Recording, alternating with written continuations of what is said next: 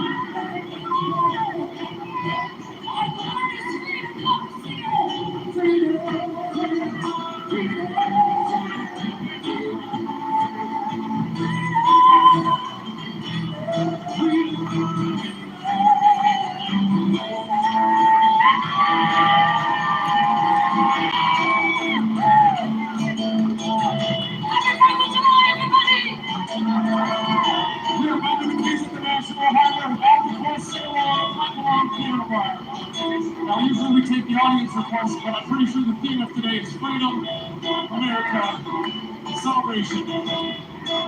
This is incredible. You all are very great coming out here. You look great. I like the spirit. We come from the cities and we come from the smaller towns. We love cars and guitars and the drums go crash, roll back. R.S.C. in the USA. R.S.C. in the USA. R.S.C. in the USA.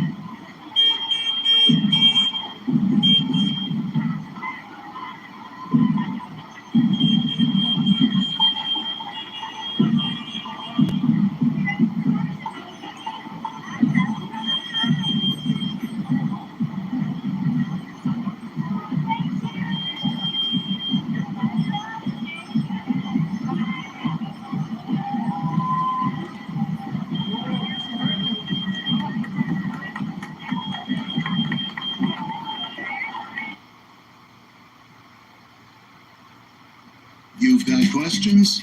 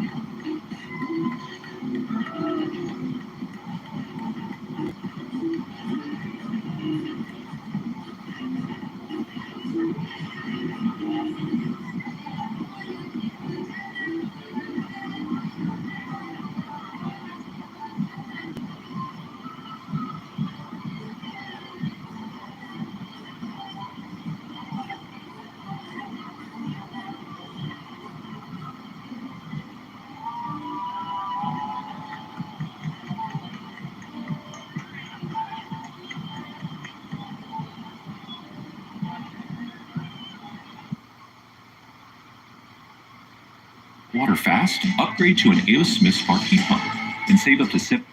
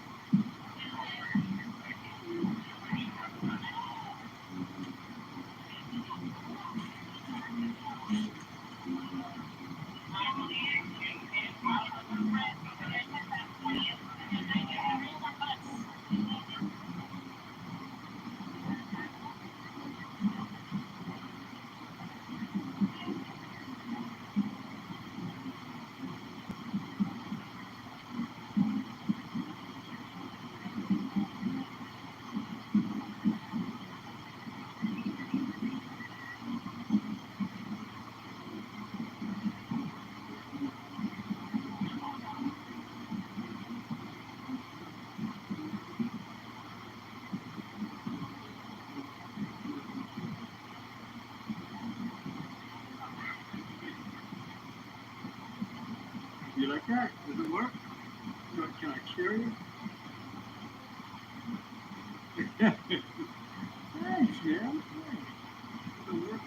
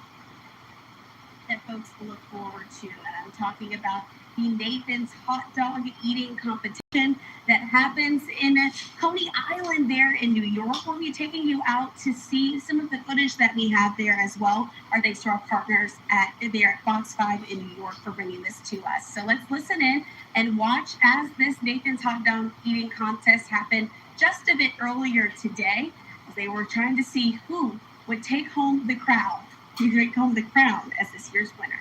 BT bot to take his place in text conversations with his girlfriend, freeing him to focus more time on competitive eating. And while she has never been happier, she doesn't understand why he ends each text exchange by saying, "I would be pleased to compile more information on this topic if you like." From Brasilia, in Brazil, ranked 29, 43 hot dogs and buns, Ricardo Corbucci.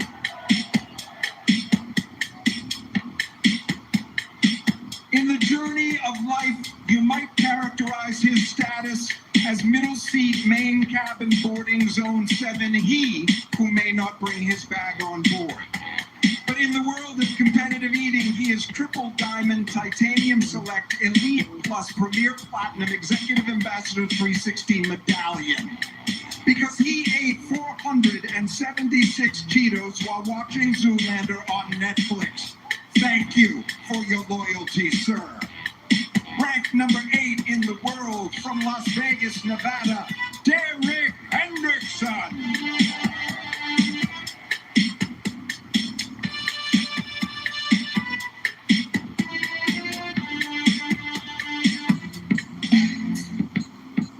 We must describe the dark by what is darker still.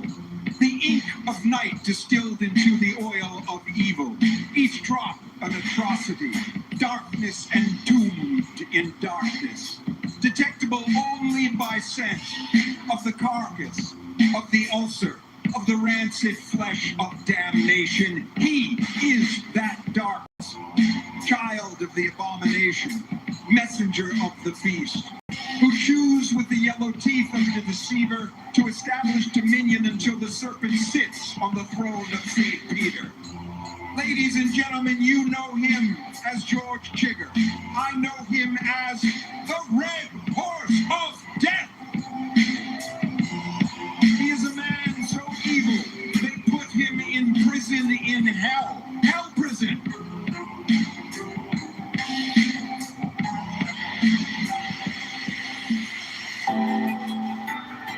Between weekly meal prep, sunrise yoga, and mindfulness training, he barely has time to write in his gratitude journal. But when he does, he is thankful that he was born with an abnormally large esophagus that runs from his pie hole to his gut like a sewer pipe.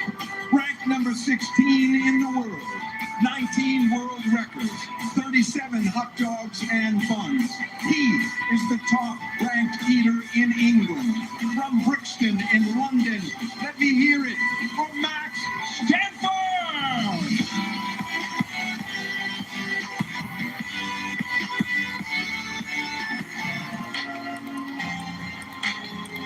The banana loves the monkey, and the meatball loves the fork.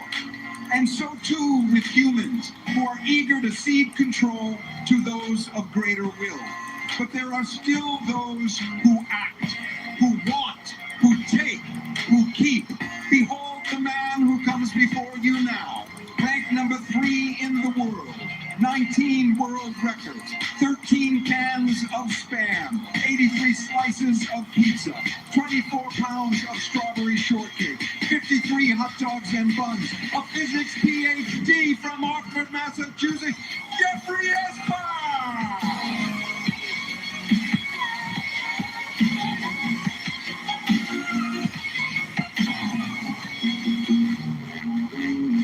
He traces his lineage back in time to the warrior kings who tamed the wilderness to facilitate the rise of civilization. And he carries on their struggle to this day. But while they prevailed over the forces of anarchy, brutality, and chaos, his victories include 50 hard-boiled eggs in 3 minutes and 4 seconds, 2 gallons of baby food, 48 hot dogs and buns. Ranked number 6 in the world from Tampa, Florida, Nick Worry.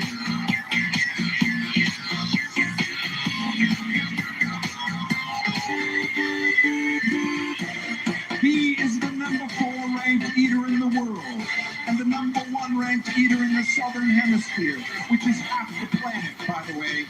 7 world records, 70 donuts, 13.5 pounds of fudge, 276 buffalo wings, 52 hot dogs and buns from the lovely city of Sydney, Australia.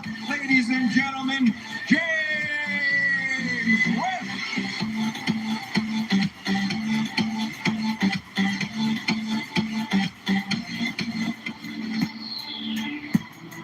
He shocked the world in 2007 by eating 21 pounds of grits in 10 minutes. And again in 2011 when he ate 275 jalapeno peppers in 8 minutes. And he learned that there is a time we must stand alone, when we must stand above. And so he does now, my friends, at the highest point of the land. For he is the 2024 undisputed Nathan's famous 4th of July champion of the world with 58 hot dogs and buns from Chicago, Illinois, the great Patrick Bernaletti!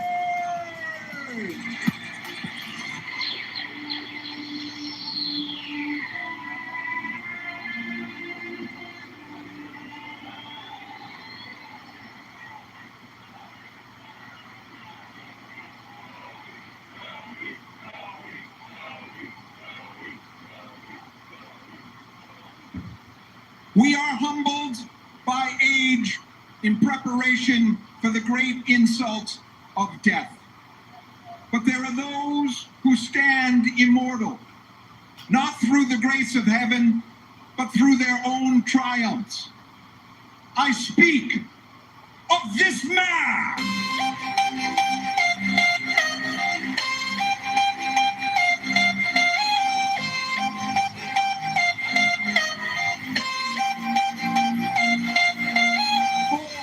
From the shards of shattered angels, wielding the white sword of righteousness, standing as quiet as truth. Ladies and gentlemen, while we must all face the dark mountain of night, forsaken and forlorn, alone in the ruins of our own minds, he will never fail or falter, for he defies the ministers of our faith and the limitations of our birth. And he will not stop until he stands side by side with the gods, his glory is strung like beads of light, to adorn the arc of history itself. Go Chester!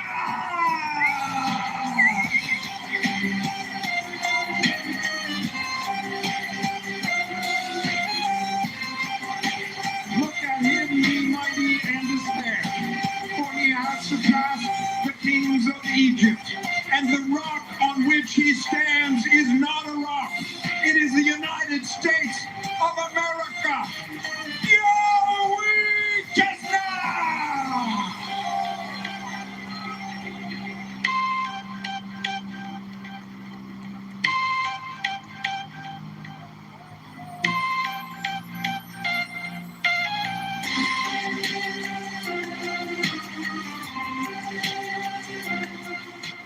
All right, as you see there, wanted to bring you the announcements as this 4th of July hot dog eating contest happened just a bit earlier today there in Coney Island in New York.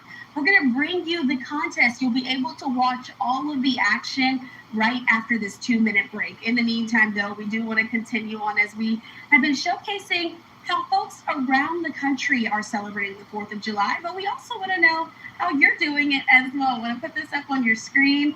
And we're continuing to get in some of these photos. We appreciate you all for sending them in. This one from Lori W. saying that Eula May and Molly are staying cool on the 4th of July there in Irmo, South Carolina. Thanks so much for sending in this photo. They look fantastic and patriotic. Do want to continue on as we're taking a look at some of the other photos that have been sent into our newsroom. And also want to remind you that you at home can also send these photos in. Make sure you visit livenowfox.com/connect.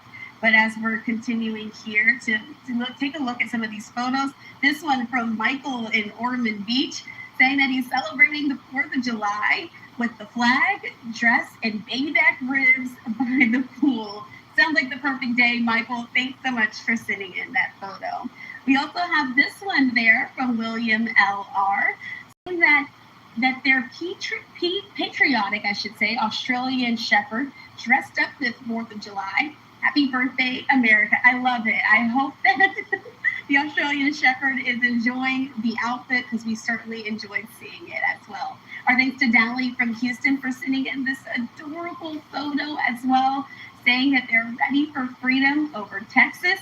Yeah, cute photo, cute Shooter Tutu, we appreciate you for sending in these photos. So I want to remind you once again to send these photos in to us here at Live Now from Fox. You can take out your phone, scan that QR code that's in the top right corner, and send them in. If you're not able to use one of your phones or your smartphone there to send in a photo, make sure you just visit us at livenowfox.com/connect. That's where you'll find us on our website. You can click the Share Now tab and you'll be able to upload your photo. We certainly want to continue to see how all of you are celebrating Independence Day around the country.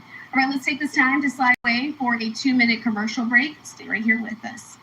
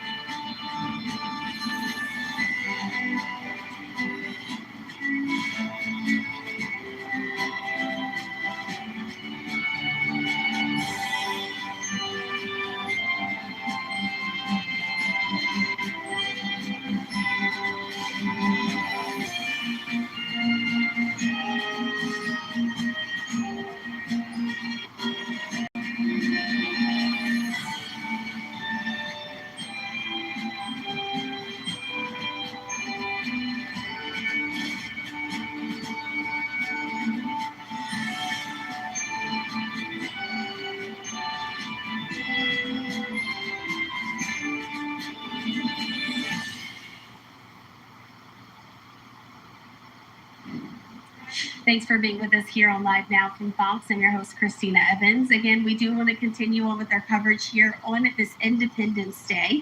Want to showcase one last time before we head out and continue watching that hot dog eating contest.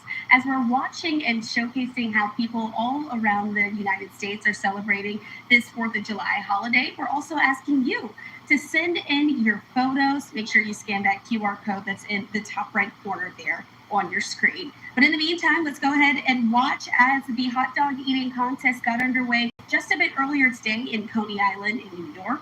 Let's listen in and see who takes home the crown. From 5, 4, 3, 2, 1, go!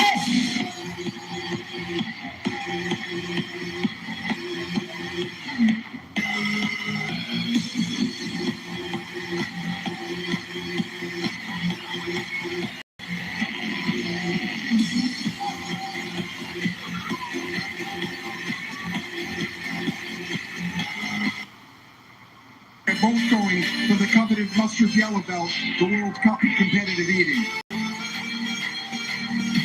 1 minute and 15 seconds in, Joey already at 12 hot dogs and buns. Patrick Bertoletti right behind Joey at 11. Ladies and gentlemen, I have to tell you, this is, and James Webb is, it's not as if he's eating, it's almost as if he's kissing the buns. It's very intimate, what God has brought together, let no man set asunder. He is eating very, very quickly, a lot coming down with James Webb. Buns are cracked and splintered, and scraped like chalk on pavement, until the very dome of heaven collapses and the black avalanche of space pours down around us until he is the last man.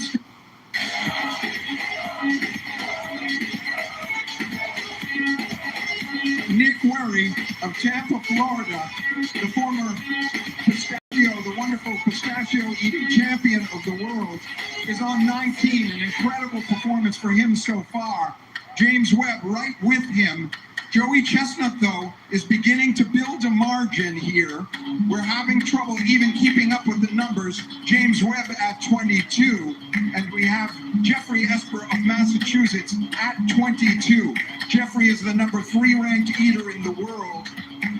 19 world records, including 83 slices of pizza. I was with him in Mattatuck when he ate 24 pounds of strawberry shortcake. We are approaching the halfway mark.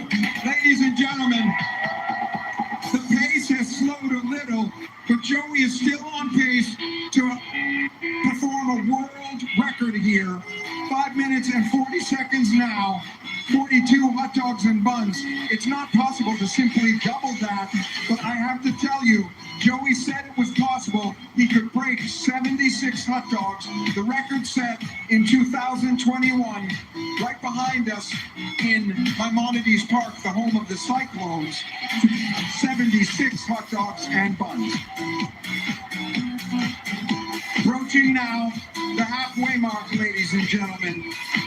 And he will bend time itself until history unfolds to his purpose. And that is what he is doing now. 5 minutes now. 5 minutes halfway through the contest. Joey Chestnut now with 46 hot dogs and buns. It is not possible. That is not possible. 30 hot dogs and buns for Pat.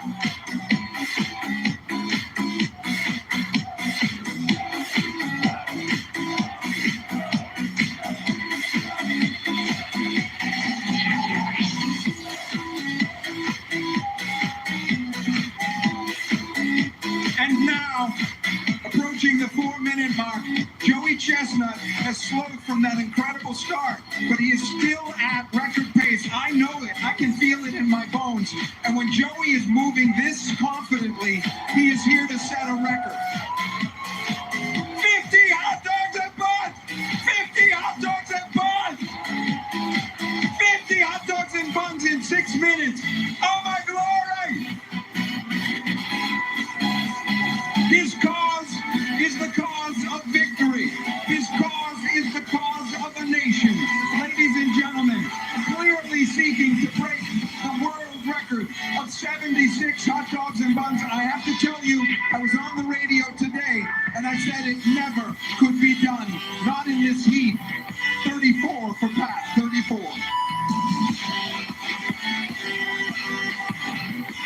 And remember, folks, Sports Center is going live right after this contest. If you want to hang around and be in the background shot, Joey will be interviewing there, as will Mickey Sudo. 3 minutes and 15 seconds now. 3 minutes, 15 seconds. 56 hot dogs and buns for Joey Chestnut. 36 hot dogs and buns for Patrick Bertoletti.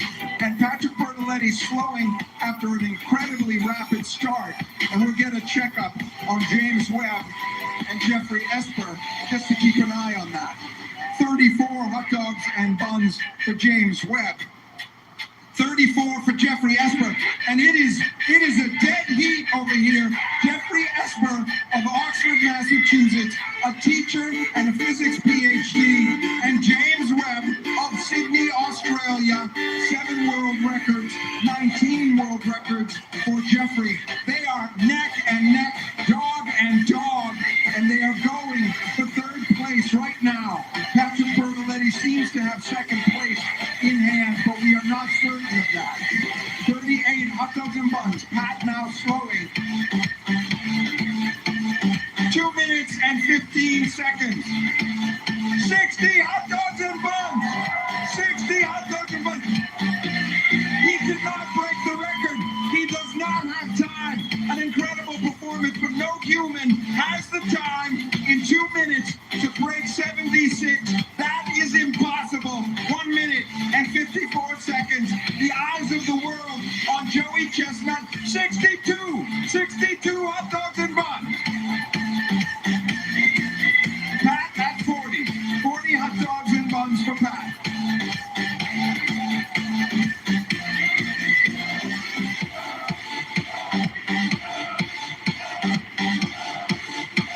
minute and 30 seconds.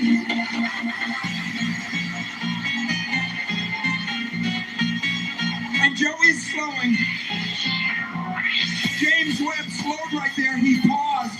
James Webb paused. I thought it was perhaps he was contemplating the future of humanity, but it was a burp. He got the belch, and that has opened up space in his stomach. James Webb now picking up the pace.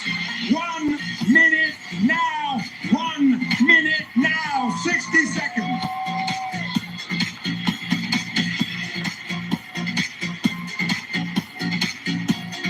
66 hot dogs and buns for Joey Chestnut, 43 for Patrick Bertoletti. 45 seconds now, 45 seconds.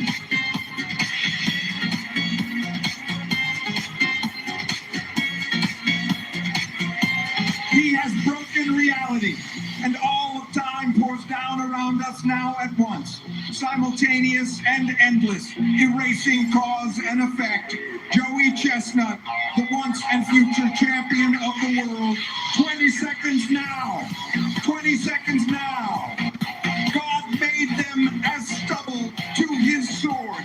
13 seconds. 10, 9, 8, 7, 6, 5, 4, 3, 2, 1. Put down your hot dogs. Ah!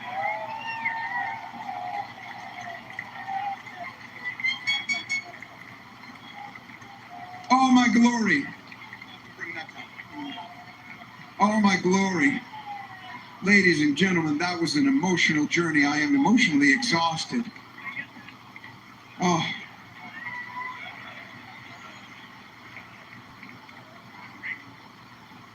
Oh, my glory. I'm just taking a moment.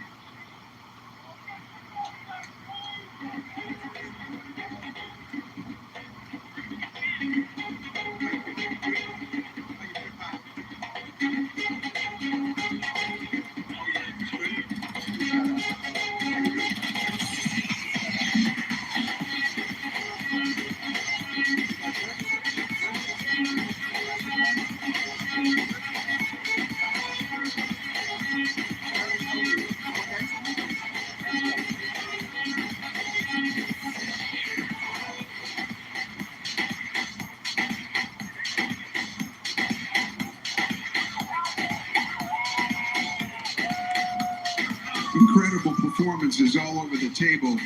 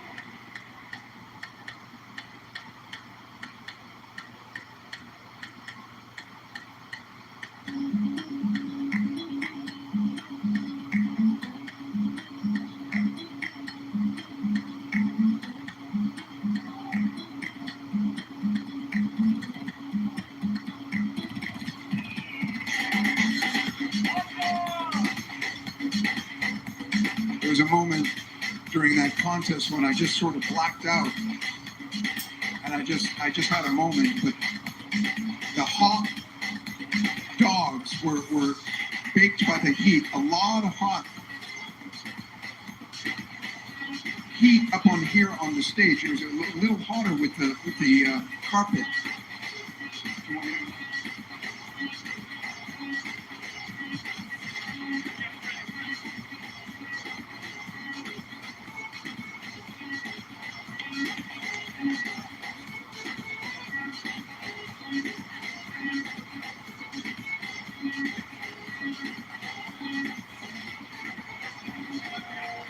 Ladies and gentlemen, we are back.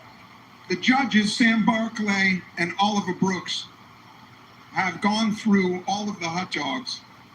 And in third place today, representing the Southern Hemisphere and the great nation of Australia, with 45 1/2 hot dogs and buns, the number 4 ranked eater in the world, James Webb.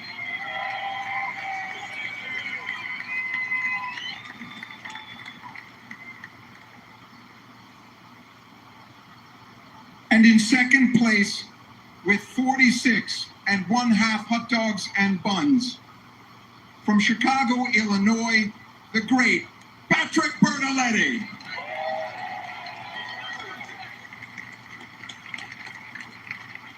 But here he stands, quiet of talking, still of motion, content of worry, shy of a god perhaps, but more than a man. With 70.5 hot dogs and buns in 10 minutes, the Nathan's famous 4th of July champion of the world, Joey Chestnut!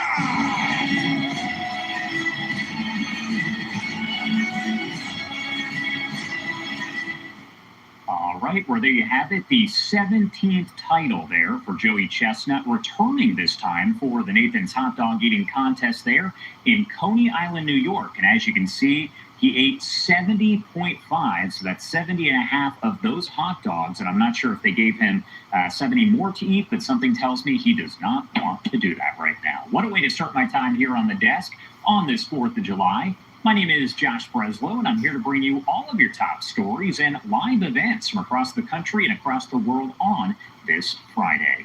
I want to pop this up on your screen here as we do remind you that we are going to have all kinds of different events throughout the day, as President Trump will take part in several 4th of July celebrations. The first of which will be that signing ceremony for his big, beautiful bill that's set for 5 p.m. Eastern time as the President and First Lady take part in the military family picnic. Both of those expected to happen at the same time there. Then tonight at 9 p.m. Eastern, the President and First Family will attend the 4th of July fireworks celebration at the White House. You can watch it, of course, live here on Live Now from Fox, commercial-free, uninterrupted. It is, of course, part of our much larger coverage here on Live Now. If you are going to be watching us throughout the day, you know that we are going to have fireworks celebrations from all over the country. That's going to kick off at 8 p.m. Eastern time with hosts Mike Page and Austin Westfall guiding you through all of those events throughout the night. So you don't have to go anywhere. Just watch us from your couch here on Live Now from Fox. We're going to head to a quick break here, 2:09 on the East Coast, 11:09 on the West Coast. We're going to get right back into your top stories and headlines coming up in just a few.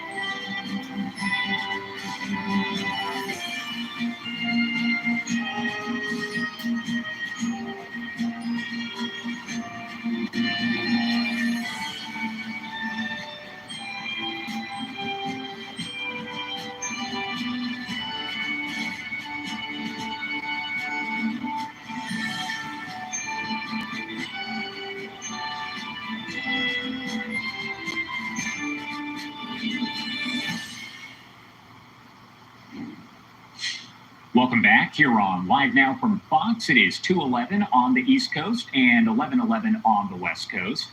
My name is Josh Breslow, and I'm here for the next several hours to bring you all of your top stories, live events, and breaking news. We'll, of course, get back to our 4th of July coverage of various parades that are happening all over the country, leading, of course, to tonight's fireworks celebrations. But I do want to take you out to some breaking news that we are following at this hour as we take a live look over Kerr County, that is there in Texas. Now, we do know at 3 p.m. Eastern time, so in less than an hour, the acting Texas governor, Dan Patrick, is going to give an update on the extreme flooding in that location.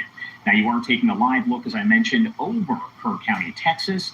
That is about 90 miles northwest of San Antonio. And again, you can see that extreme flooding in that location as I pop up a live look at our XRAD radar system, and that is what folks in that area are dealing with.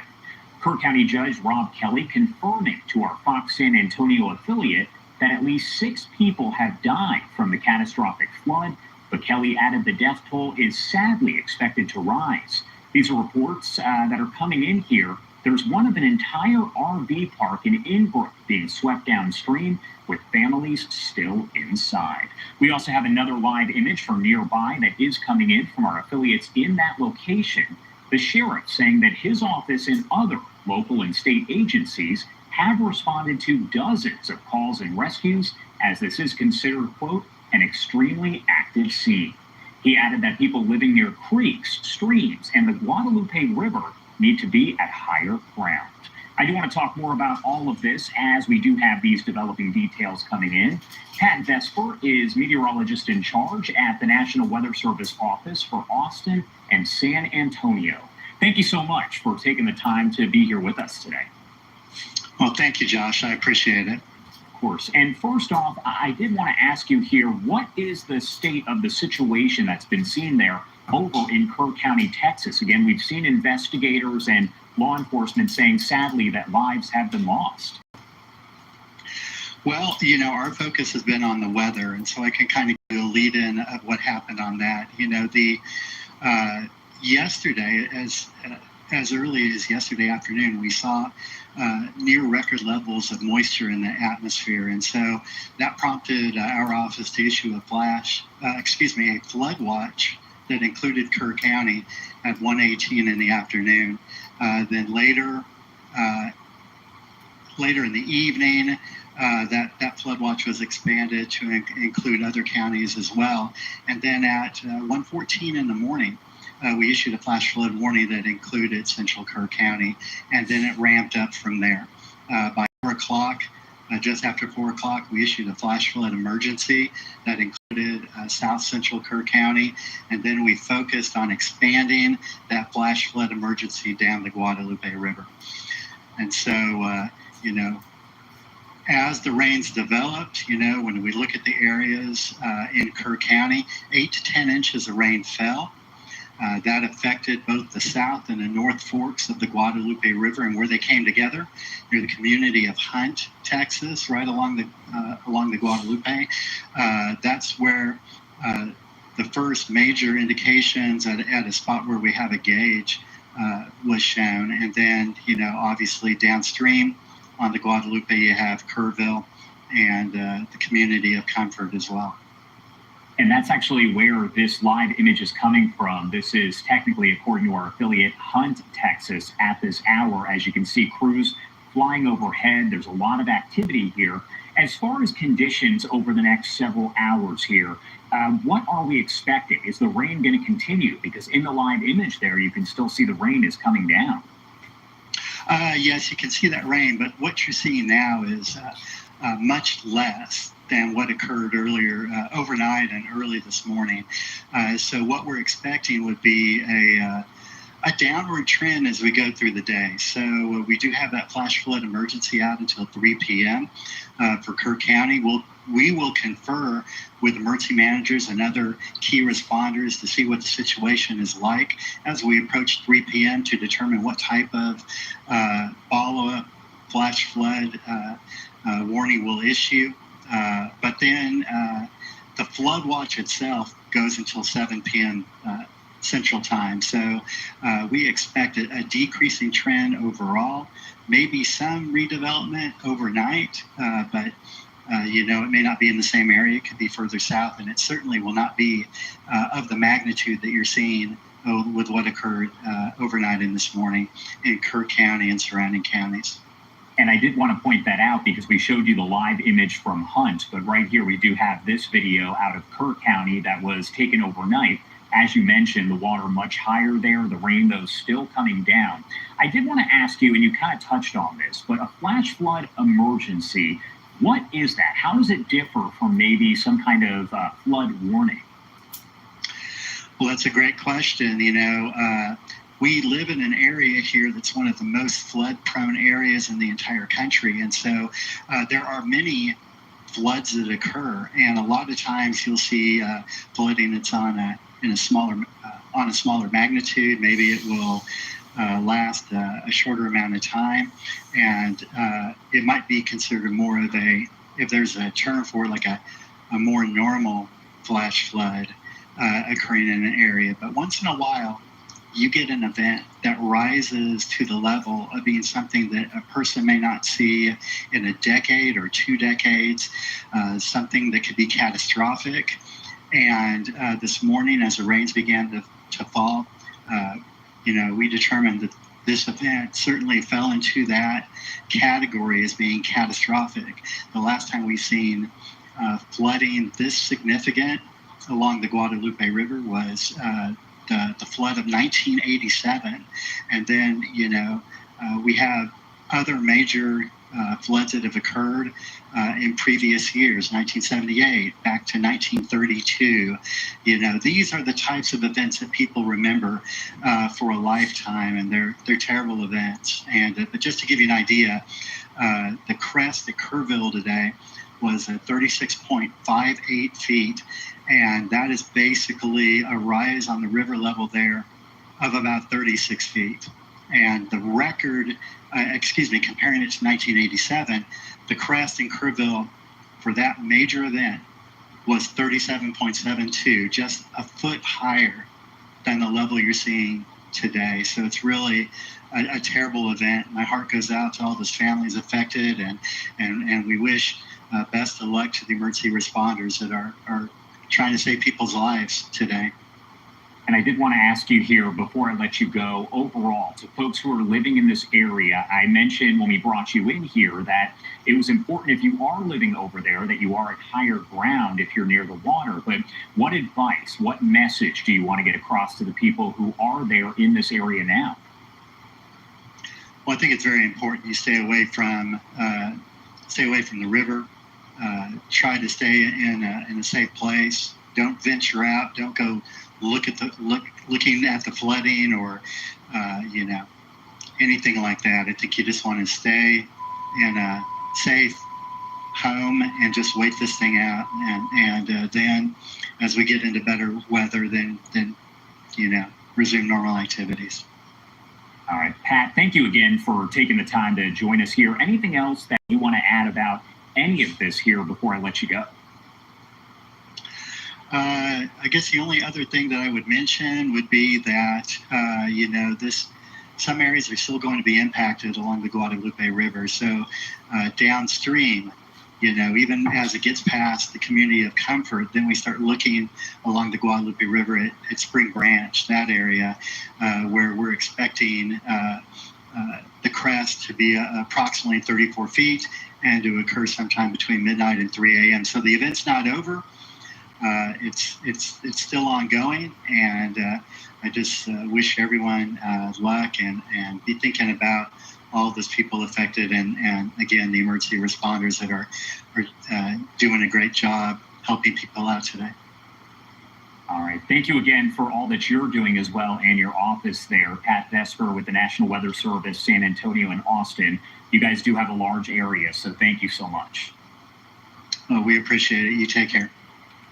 And I do want to take you out to this live image once again that we do have coming in. This is a camera that is pointed there over at Kerr County. We do have another camera that you saw a bit earlier that did show the area around Hunt, Texas. I do want to pop that up, but As you can see right now, the camera is moving as it looks like roads have been kind of washed away in that location. But there's also a heavy law enforcement presence, first responders there as they do work rescue operations and work to get people evacuated as the rain, though, is still coming down. I do want to take you out to this post that we have coming in from Governor Greg Abbott there over in Texas. He posted, "The state of Texas is surging all available resources to respond to the devastating flooding around the Kerr County area. That includes water rescue teams, sheltering centers, the National Guard, the Texas Department of Public Safety. The immediate priority is saving lives." As we mentioned right now, the acting governor, who is, of course, filling in, so to speak, for Governor Abbott, is going to be holding a news conference here in just about 40 minutes at 3 p.m. Eastern Time. That is 2 p.m. local time. We're going to bring that to you here on Live Now from Fox as we can. Do want to head to a quick break here, but we will have much more live coverage coming up in just a few on this 4th of July. You're watching Live Now from Fox. Much more to come.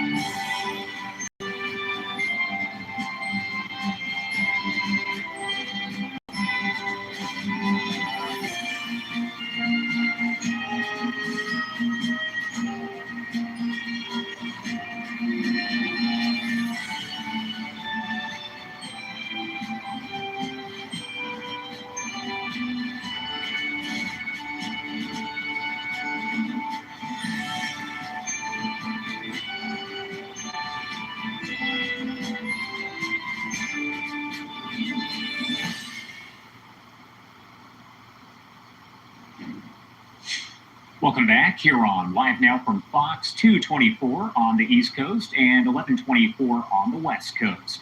My name is Josh Breslow, and I'm here for the next several hours to bring you all of your top stories, live events, and breaking news on this 4th of July. Again, we will get back to our coverage here of some of the parades, ceremonies, and events that are going to be taking place, but we do want to stick right now with some of this breaking news that is coming into our newsroom. Take a live look once again. This is over Kerr County there in Texas, as we are getting these live images of the flooding. Now, we know that a flash flood emergency has been in effect for this area, and we do expect a news conference with the Lieutenant Governor, Dan Patrick, who is actually the acting governor right now in Texas.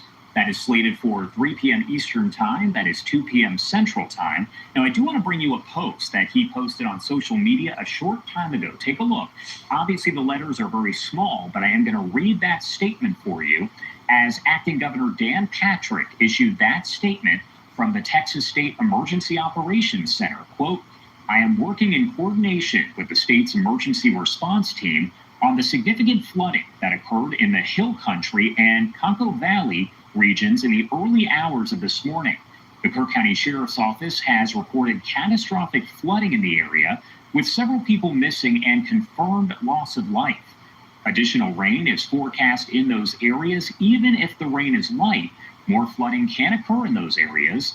There's an ongoing threat for possible flash flooding from San Antonio to Waco for the next 24 to 48 hours, in addition to the continued risks in West and Central Texas. I urge Texans in impacted areas to heed the guidance of their local officials. The Texas Division of Emergency Management and other state emergency response assets are on the ground assisting Texas communities with their response operations and any unmet needs. I will hold a press conference from the Texas State Emergency Operations Center in Austin later this afternoon to brief the public and the media with the latest updates. Media advisory to follow. Again, that is the Assistant Lieutenant Governor, for Texas, who is currently the acting governor in place of Greg Abbott. Now, there was a news conference that was held a short time ago, very brief, but it provided the latest information as Kirk County officials do say that at least 6 lives have been lost, and sadly that death toll is expected to rise.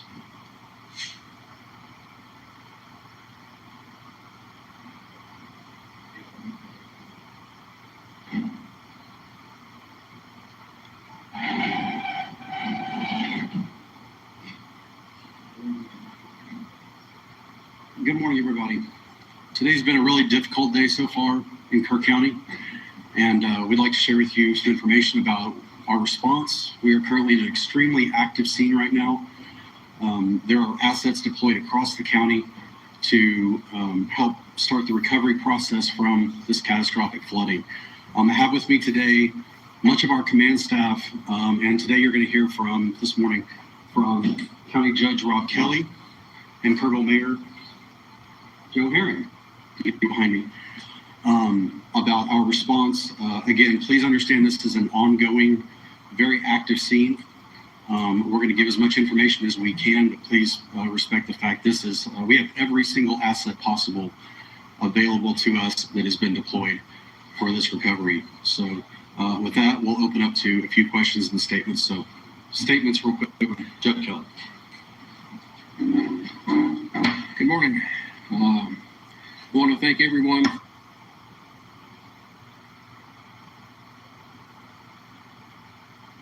Know that the response is being led locally, but also at the state level, with very active participation. I was awakened this morning with a phone call from Nim Kidd, who is the Executive Director of the Texas Department of Emergency Management, and we were on their radar screen. And as we were walking out of the Sheriff's Office, we had a call from Senator Cornyn with both our state senator and our state representative. And we have assets available. There's a lot of discussion about casualties, fatalities, a lot of discussion about how many people are missing. And I've been to use any numbers. We do have some numbers, but we're not going to use them at this time. We'll have another meeting. What is it, 3 o'clock? We'll have another one. Okay. And hopefully be able to flesh out some of those numbers. But suffice it to say, this has been a very devastating and deadly flood. I happen to live on Highway 39, which was the Guadalupe River this morning. And from the benchmarks, from the people that my wife bought the property from years ago, this far surpasses the 87 flood. I'm happy to say that the water did not get in the house. It got my office and fence and the gate and the outbuildings. But when you look out your front door and you see the Guadalupe River running, it'll wake you up, let me tell you. With that, we can confirm that we are jointly working with each other. We don't have specific counts on the number of helicopters or different pieces of equipment at this point. Again, we'll probably try to have a little bit more information about that at 3 o'clock. But what we need is cooperation and prayers. And for the cooperation, if there are any people that are interested in trying to donate with this response, please do with the American Red Cross and identify this event, the Guadalupe River flood, and we'll let them handle that. And with that, I want to introduce the mayor. We share responsibilities. Both I do the county, he does the city, but he is the senior emergency manager for the city. Mayor? Thank you, Judge. Thank you for being here. My role today is to say thank you. Thank you to the men and women who are working to save lives, save property. This came at night when people were asleep in bed.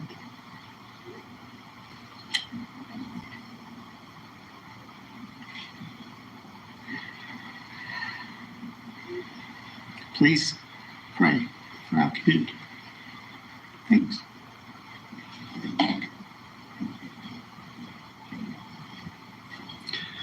And with that, we'd like to open it up for questions. Kayla Washington here with KSAN. Wait, What was the name? the report was that we had numerous kids from camp missing, and I just saw that they may have been all accounted for. Can you guys confirm that the camps are accounted for at this point? Okay. Sure, I can respond to that. We can't say for sure that they're all accounted for. We know that there are some missing. We know where some of them are stranded. And we worked to confirm that with people out of Camp Mystic. But in terms of exactly how many are missing and unaccounted for, we're not sure about that number. But we have a bunch of them we're trying to get back. We're not building on that pretty possible cost out of Austin. These kids, were they in trees? You know, where were these rescues and how were these rescues done? I don't know the answer to that question. And by who? Was it National Guard, DPS? I don't know. Jane Washington with KSAN. I know you guys aren't giving specific numbers. Would you be able to give us any indication of the people who you guys have found who unfortunately did pass away? Are they older? Actually, most of them, we don't know who they are. We're having to have fingerprint them at the funeral home. And one of them was completely naked. We didn't have any idea of them at all. So we're trying to get the identity of these folks, but we don't have it yet. There are other camps that we are having viewers ask us about. The Heart of Hills Girls Camp and another Boy Scout camp. We have a lot of parents who are watching right now who are concerned about their kiddos at several of these camps. Have you heard any? We have a lot of camps. Right. And I live right across from Rio Vista Camp. There are questions about that too. I don't know any specifics about any of the individual camps. What I do know is that everybody is doing their very, very best and trying to get this identified as much as we can. Parents who have their kids at these camps, how can they find out if their kids are safe? Call camp.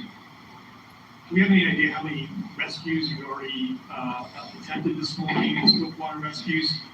Any ideas on that? Dozens. Can you talk to us about what kind of warning system might have been in place last night just to make sure that everybody got out safely? We do not have a warning system. Earlier, I was told that the boats couldn't be deployed near the Junction Highway. The boats were on standby. They're waiting on aircraft. Is that still the case right now? These are all aircraft rescues. I don't know anything about that. Chuck, why weren't these camps evacuated yesterday? Texas Department of Emergency Management put out an all call and said there's going to be a problem. We knew there was going to be a problem. Why weren't these camps evacuated? I can't answer that. I don't know. Well, you're the judge. I mean, you're the top official here in this county. Why can't you answer that? There are kids missing. These camps were in harm's way. We knew this flood was coming. We didn't know this flood was coming.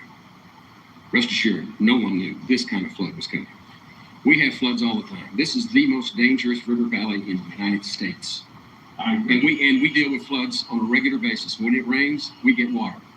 We had no reason to believe that this was going to be anything like what's happened here. None whatsoever. Do you have any streamlined process for families who are still? Yes. We have some reunification locations. In West Kirk County, it's at the Ingram Elementary School. And for here in Kerrville, it's at the Arcadia. Is that right? And then they'll have to coordinate. You know, ultimately, the two have to coordinate to see who we have and who we don't. So. There was something I see.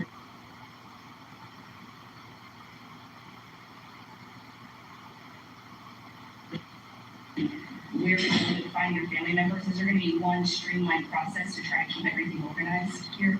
We have the two locations. That's as good as we can do right now. Is there anything that you'd like to say to these families? Anything that you'd like to let them know that they're doing? All I can tell you is that everybody is doing everything And I did want to let you know this video is as incoming. So essentially you can hear that it's kind of going in and out. The signal obviously not the best there right now over in Kirk County. Not clear where the actual news conference will be in just about 30 minutes or so with Lieutenant Governor, now acting Governor of Texas, Dan Patrick. But we might have the same signal issue. It's unclear. We're going to make sure to bring that to you, but it looks like the camera's back in focus there and the audio may have been fixed. So let's lift up the audio and continue to listen in. Okay. Do we have any others?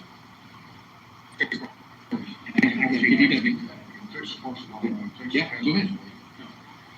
Thank you. So some of the resources that are out there right now, we're working with Texas Department of Emergency Management through their processes and their teams.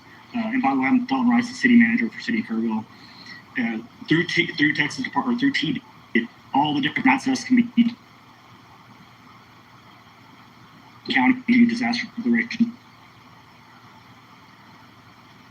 or even federal assets as far as we are as many possible agencies. We've had cities reach out to us across the board within the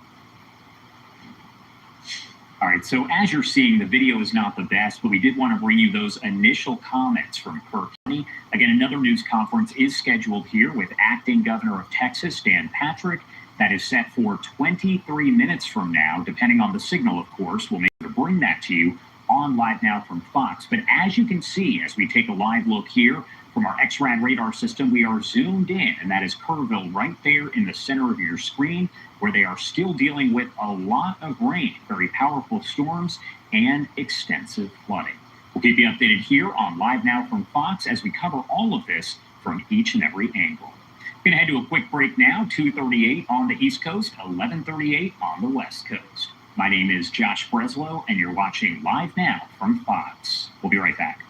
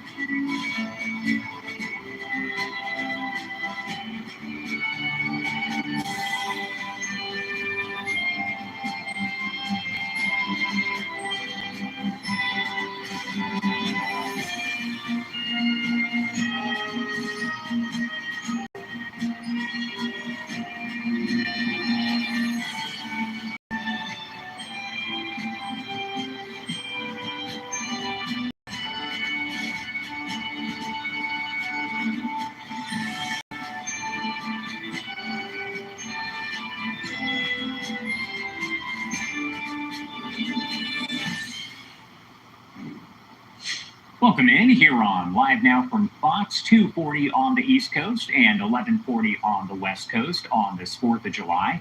Thank you so much for taking the time to be with us here on Live Now. My name is Josh Breslow, and I'm here for the next several hours to bring you all of your top stories, breaking news, and live events. I do want to remind you here that we are going to have these fireworks celebrations that are taking place later on today. Our live coverage of all of it with Mike Page and Austin Westfall does start at 8 p.m. Eastern Time. They will take you on a journey, a live journey there, through all of the different celebrations taking place across the country. And I can tell you there are a lot of them, and we have cameras at so many. So you don't have to go anywhere. You can just turn on the TV, tune in to Live Now from Fox, That all starts at 8 p.m. Eastern Time, and if we see any other celebrations pop up earlier, we will, of course, bring those to you here on Live Now. Important to note that at 5 p.m. Eastern Time, we do have a ceremony with President Donald Trump and First Lady Melania Trump. That is at 5 p.m. Eastern Time, so you can watch that live and uninterrupted right here on Live Now from Fox, as we do take a live look over the White House at this hour. Now, a lot of folks will be out setting off fireworks later on tonight, and the Alameda County, California officials have provided an update on safety, as we know that unfortunately fireworks can be dangerous. Let's pop up the audio here and listen to that briefing. Hi, I'm the Public Affairs Manager for the Alameda County Fire Department. We're here to talk about fire safety, and what Alameda County Fire Department is doing is we're upstaffing during this 4th of July weekend. We're going to have 2 speakers for you today. First off, we have Deputy Chief Ryan Nishimoto, and then we also have Captain Eric Truax, who is the supervisor for Crew 8. We'll explain what Crew 8 is in just a moment, but first, we'll start off with Deputy Chief Ryan Nishimoto. All right, good morning, everyone. I'm Ryan Nishimoto, Deputy Chief of Operations for Alameda County Fire Department. As Cheryl said, we have been preparing for this July 4th holiday, especially in light of everything going on when it comes to wildfires. We've been not only prepping with our staffing, but we've been planning with our communities, making sure they're ready, making sure that vegetation is managed with our fuels management crew, and also with our upstaffing and having 3 safe and sane jurisdictions, being City of Dublin, City of Newark, and the City of Union City. We're going to be upstaffing in those jurisdictions 4 additional engine companies, 1 bulldozer, 1 hand crew, 1 battalion chief, and 1 water tender. Those units will be split up amongst the 3 jurisdictions, but they're also going to be available for the entire ACFD if needed come July 4th. Those units won't come online, though, until about 6 p.m., and they're going to be on until midnight unless we need them any further. Unless there's any questions for me, I'm going to have Eric Truax come up, captain of our hand crew, Crew 8, and at the same time, we'll both be available for any questions after this. Good morning, Eric Truax, Alameda County Fire Captain and Superintendent of Crew 8.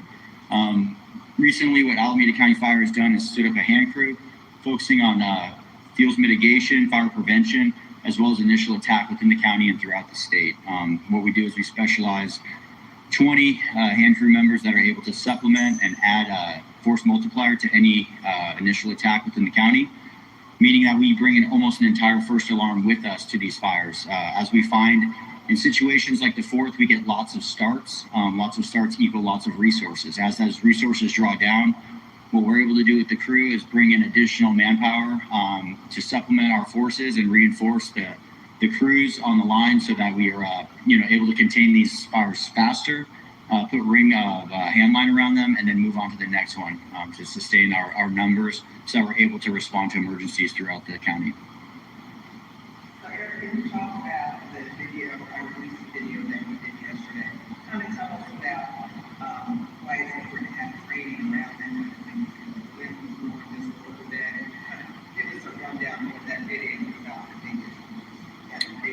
Absolutely. So yesterday we participated in a prescribed fire burn, where prescribed fire, we go in, we make a plan, and under our plan with pre-positioned resources, we're able to put fire on the ground to consume fuel, thus eliminating chance of an out-of-control fire starting. So we target areas that are prone to starts, and what we're able to do is go in and burn them on our terms rather than them burning in worst-case scenarios with high winds, red flag warnings, and that, that's giving us a foothold in certain areas. We use it as training opportunity as well, getting our crews, familiar with fighting fire in different conditions, different fuel types, and, keeping everybody sharp so that when we do get emergency calls, we're able just to respond like we do with our training. What's your message to the public? How can they help you out? I mean, you're going to be busy regardless, but they can help you. Absolutely. I think, just staying conscious of what you're doing and where you're doing it. If in your jurisdiction safe and sane fireworks are allowed, what's important is that you do follow the rules, and you just think about consequences if you are to start, where you're lighting your safe and sane fireworks. And if fireworks in your area are not allowed, not lighting off any fireworks, any new start can turn into a conflagration with when resources get strapped down. So, all it takes is 1 acre can burn 3 houses, and something like that would be terrible for the community. So just think about, it's okay to have fun. It's okay to celebrate the 4th of July, but, you don't want to have that disaster where you accidentally start a fire in your community that you love and possibly burn a neighbor's house down or put a life at risk.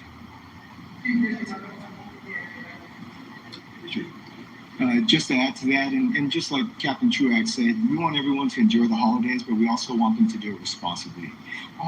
Everyone on the block can be doing their part, and it takes just one person to not follow the rules, and the whole block is subject to devastation, losing property, losing lives.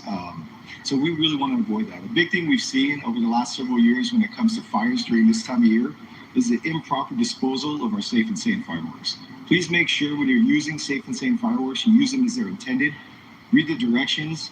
Think about the disposal techniques. A lot of people dispose of them right away into garbage cans, trash areas, in public places, and that's what causes fires. Those fires then can emit embers and then take off, depending on the weather conditions, the humidity, all the other factors that help fires grow. So please be responsible tomorrow. Just as a veteran firefighter, I'm outside, it's windy, it's clearly dry, there's some rain and not much. So this has a potential to get ugly and fire everywhere. Yes, this time of year, the fuels they're cured. They're ready right where they should be, meaning that they're vulnerable to embers, they're vulnerable to heat and ignition. Looking at tomorrow's forecast, it looks like the weather, as far as heat, is not going to be overly hot or hotter than usual, but we do have the potential for winds, and like I said, those winds will further dry out the vegetation and at the same time cause more risk for fire spread, fire ignition, and just larger fires in general. Question about what happened in Yale. Obviously, that is a horrible tragedy, still under investigation. They were professional grade fireworks. How much does that add to the message that fireworks are explosives and when not used properly, tragedy? Yeah, I'm not sure what happened there. I believe it's still under investigation, as you say, but I will tell you that those of us in the Alameda County family, Alameda County Fire family, our thoughts and prayers go out to all of us who are affected in the Yolo County area.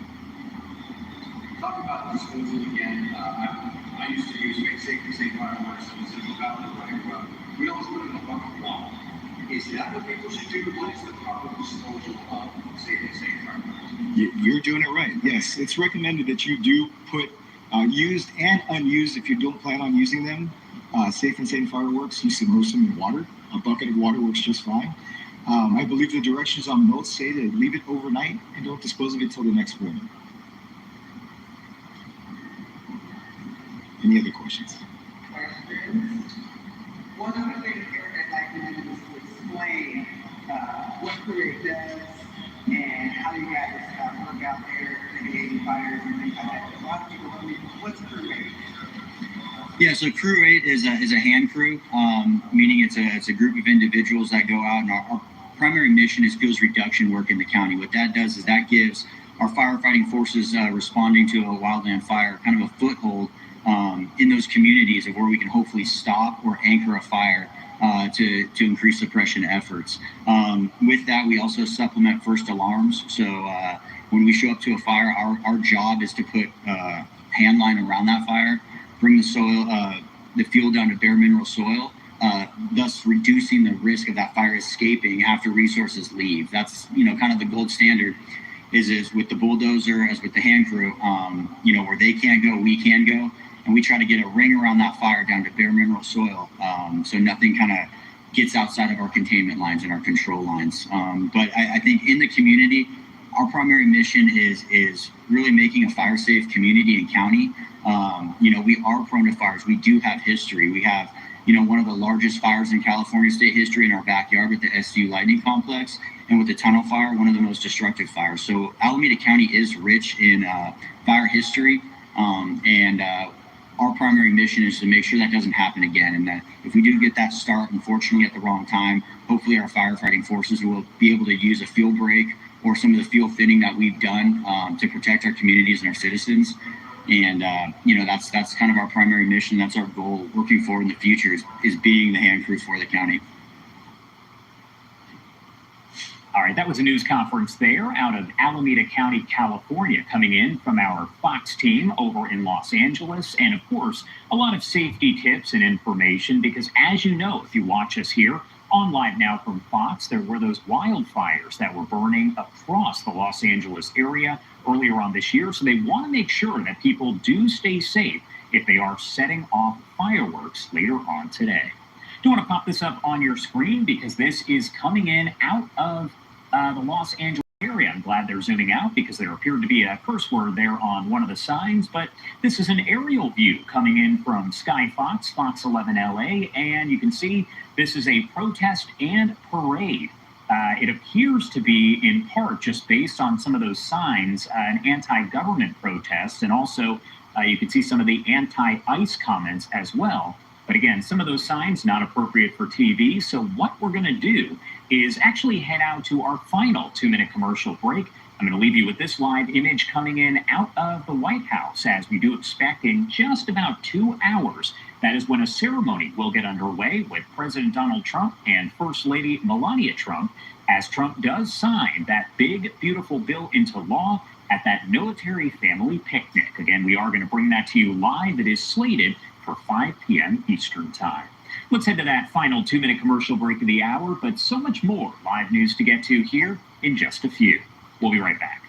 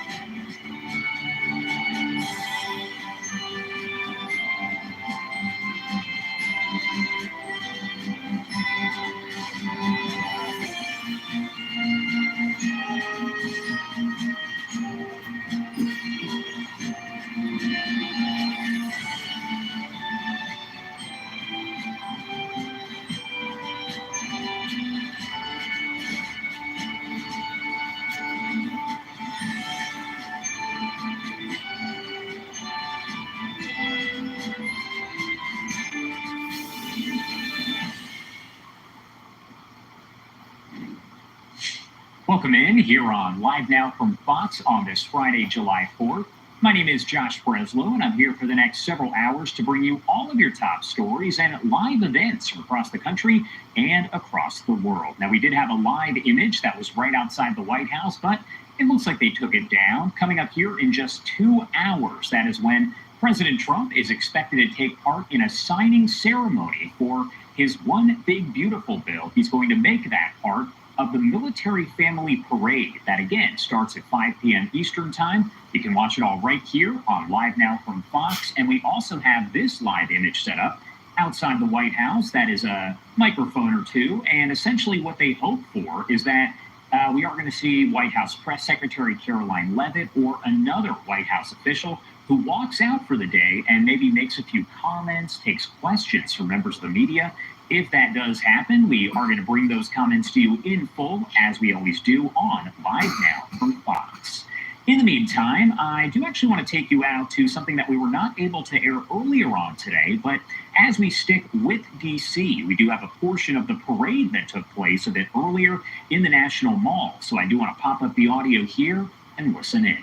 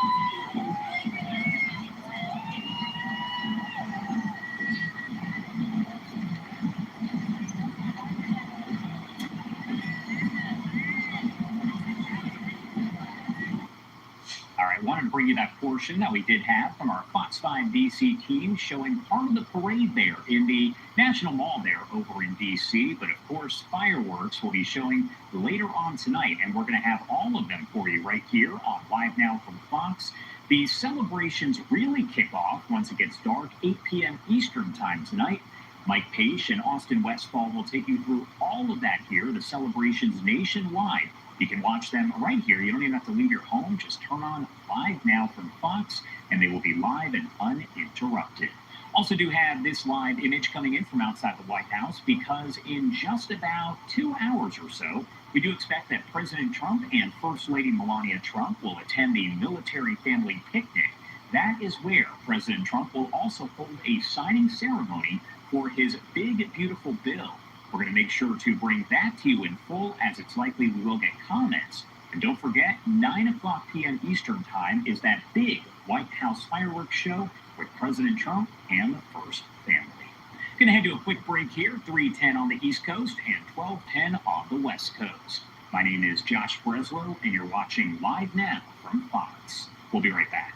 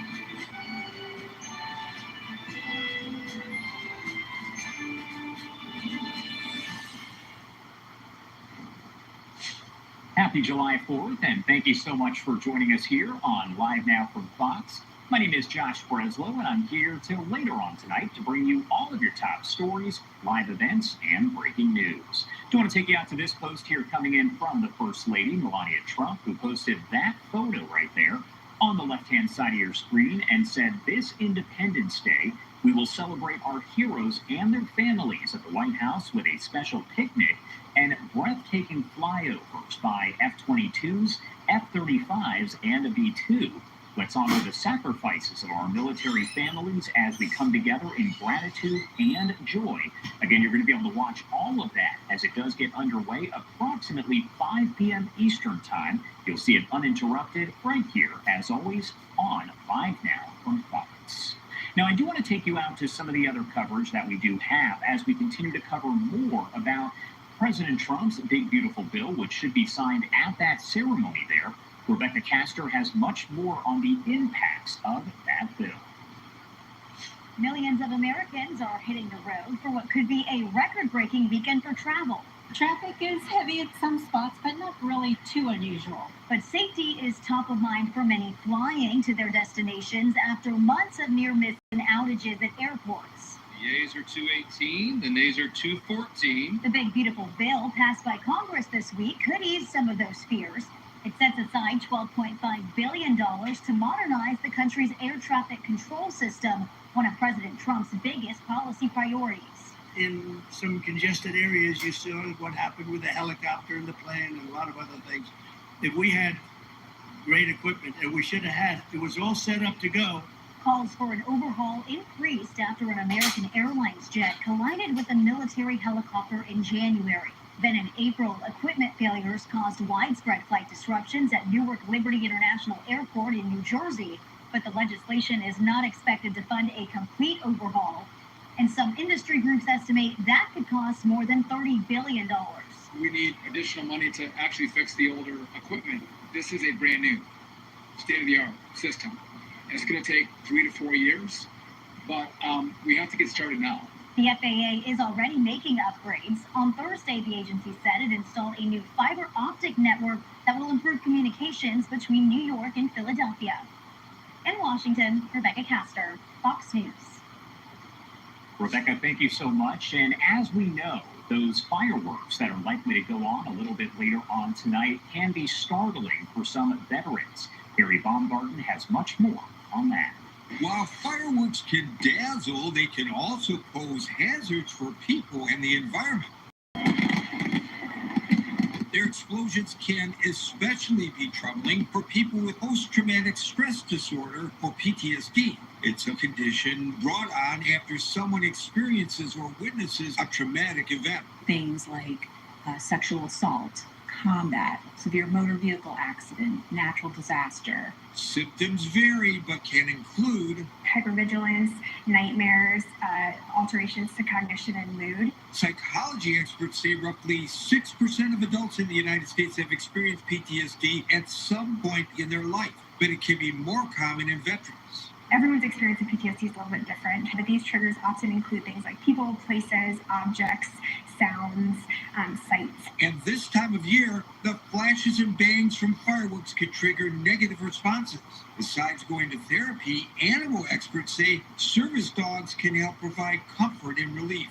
Assistance dogs help veterans that are struggling with PTSD with their task training. These tasks may include things like blocking, so creating some space between veterans and other people in crowded spaces, interrupting to nightmares, so waking veterans up when they experience nightmares, or alerting to anxiety. Meanwhile, when compared to veterans without service dogs, previous studies show veterans with service dogs experience lower anxiety, lower PTSD symptomology, lower depression, greater participation in activities, and overall greater family and relational functioning. Gary Baumgarten, Fox News.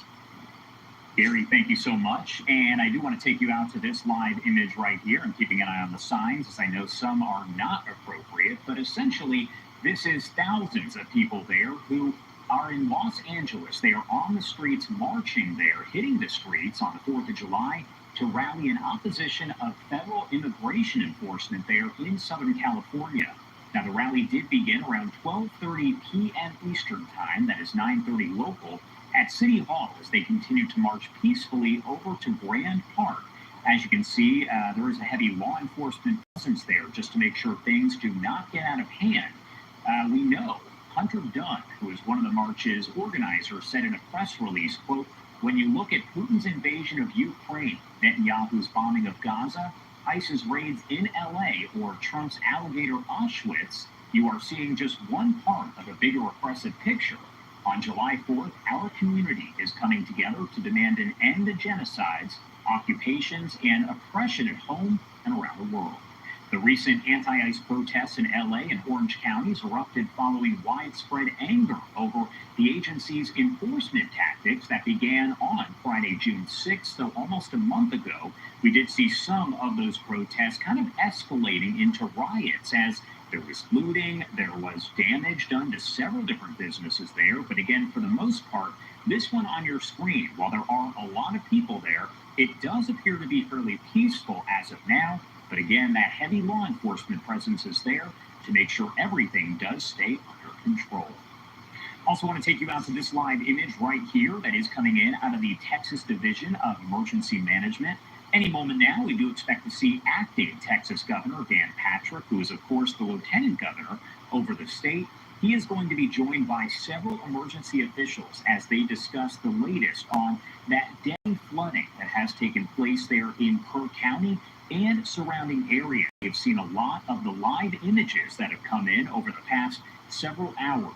Sadly, during the last update, officials did confirm that there were at least 6 deaths, and the sheriff and emergency officials said, sadly, that number was only likely to rise. Again, Lieutenant Governor Dan Patrick, who is currently in the acting role of Texas Governor for Greg Abbott, does expect to speak here in a matter of moments. This was slated for 3 p.m. Eastern Time, and as you know, we are about 20 minutes past that, so we should see him sitting down any moment now.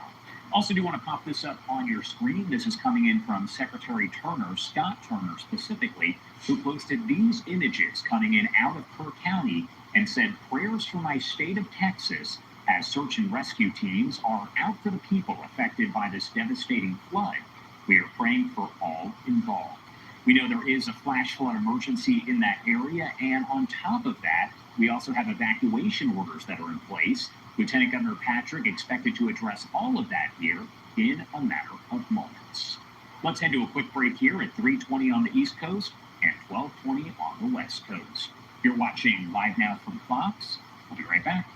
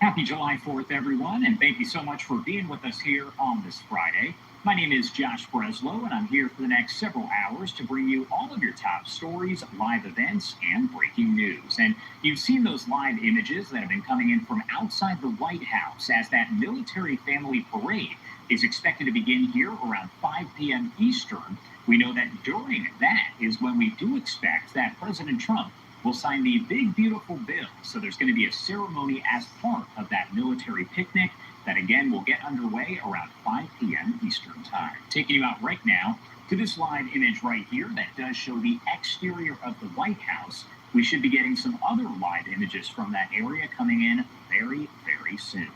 I also do want to remind you here that we are following the latest on the situation in Texas, and once that news conference does start, we'll bring it to you here on Live Now from Fox. Now, we are going to have extensive coverage here of different celebrations that take place later on today with our coverage starting at 8 p.m. Eastern Time with Mike Page and Austin Westfall. They will be here to bring you each and every one of those celebrations, as we do have cameras as folks come together to celebrate Independence Day, the 4th of July, with fireworks and other celebrations. Now, in the meantime, we have been hearing from different officials nationwide, including over in Houston, Texas, where they provided an update on the situation in their area and surrounding areas when it comes to fireworks and other laws that do remain in effect. As the city prepares to celebrate Independence Day, I want to remind residents to take precautions when we celebrate this holiday, but especially to take precautions to ensure a safe summer. It's not by accident that we're standing here at Dewson Park, where recently a young woman lost her life after running into a trouble on a personal water pipe. HFD is in charge of responding to these incidents when they occur. We must also work together to prevent these types of water-related incidents from happening. To give you a timeline, since May, we've had 18 near drownings or water rescue calls. Unfortunately, 3 of these 18 resulted in fatalities, and out of those 18 involved 8 children. There's still plenty of summer left. We want Houstonians to continue to enjoy the outdoors. July 4th is a time to come together and celebrate our country and enjoy the days with family and friends. But we also want everyone to stay safe. And I also want to remind people to please supervise the children while they're in the water. All it takes is a split second to lose sight, and then we have a water incident. So important. Whether it's time at a lake, pool, beach, or around the house, there are things everyone can do to stay safe and ensure that their family safety is secured. With this, I'm going to pass it over to Captain Robinette, who will be talking about those safety tips. Captain? Thank you. Hey, good morning. As Chief Munoz stated, hey, this is a fun time of year. It's a July 4th weekend ahead of us, and we just want to make sure those citizens are just reminded some safety tips and how to prepare going forward for the weekend and the summer. As you know, a lot of folks will be out grilling this weekend, cooking in the backyard. I want to remind you guys, it's never safe to grill in a garage. You want to make sure your grill is at least 10 feet away from your home, have a fire extinguisher or a garden hose nearby if you have any mishaps. And before you dispose of those coals, make sure you saturate them in water before you put them in your aluminum trash bin. It's July. It's hot. We remind citizens to hydrate, drink plenty of water before doing any outdoor activities. We encourage you to exercise, work in the garden in the morning or in the evening before the sunrise. And when you're traveling with kids, make sure you don't leave any kids in the car. We do have unfortunate calls every year, kids left in hot cars. Let's be very proactive in preventing those incidents this year. Hey, we have the Freedom Over Texas coming up. Fireworks in the city of Houston being put on by professionals. As a reminder, fireworks are illegal to pop in the city of Houston. We encourage citizens to go down to the Freedom Over Texas and celebrate with all family and friends and leave the fireworks to professionals. If you're in a surrounding area where you want to pop fireworks, hey, make sure you supervise the kids. Make sure you do not point fireworks to anyone. And when you dispose of fireworks, make sure they're all completely saturated in water before you dispose of them in the trash. Right now, we're going to talk about some boating safety. I'm going to pass it to Captain Moreno for tips and suggestions.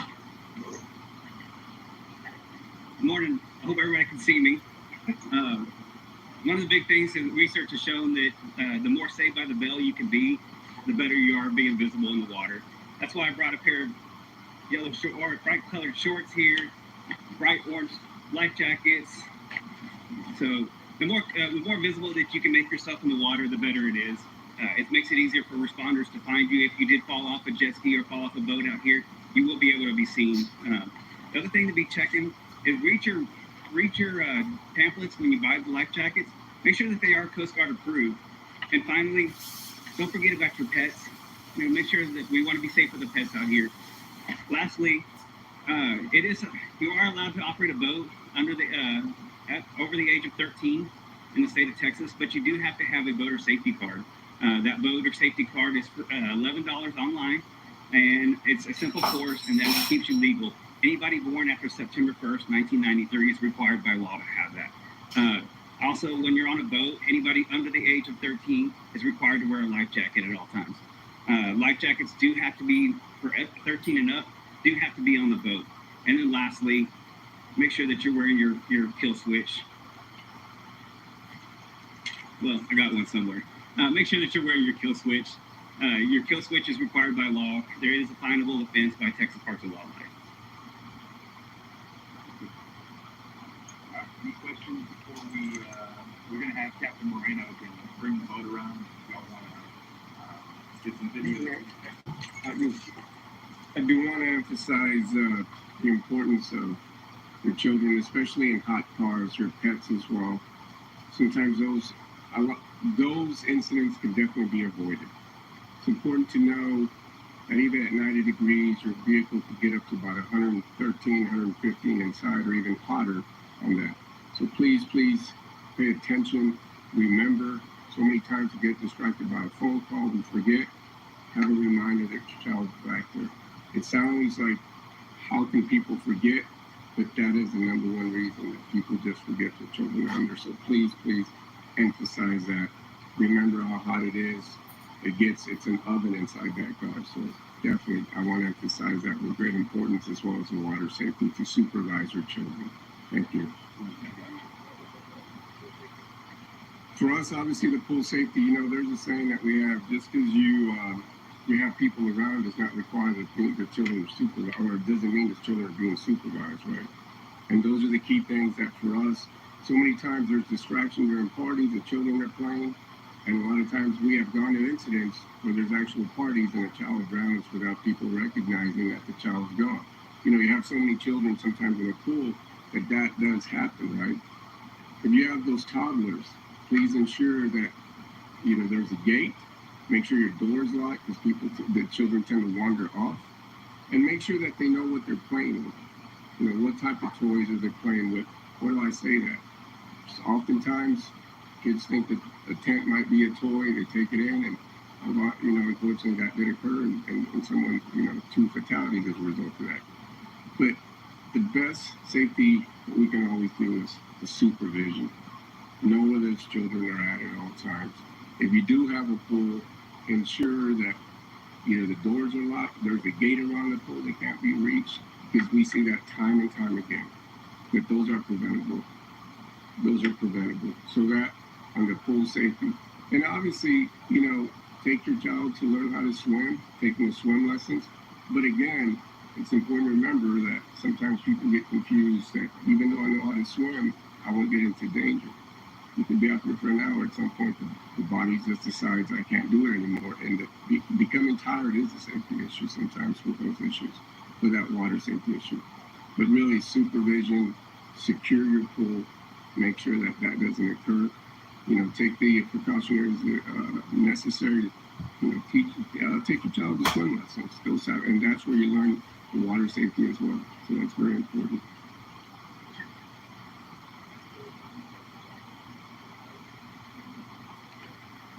Well, from what we understand, there were some issues that she fell overboard. People came to the dock and they realized she was missing. At that point, HFD took over and along with other agencies, and at that point, it unfortunately became a body recovery. And as always, our prayers are always with those families and sympathy. But those are the things that make sure, as Captain Moreno mentioned, you never know, right, where your life is. Take all precautionary measures to ensure that you know that. That I'm not aware of, sir. We'll get those details for you. Any questions? Do you have any questions? Can you say some words for deterrence, please, against people shooting out bullets in the air for noise? Yeah,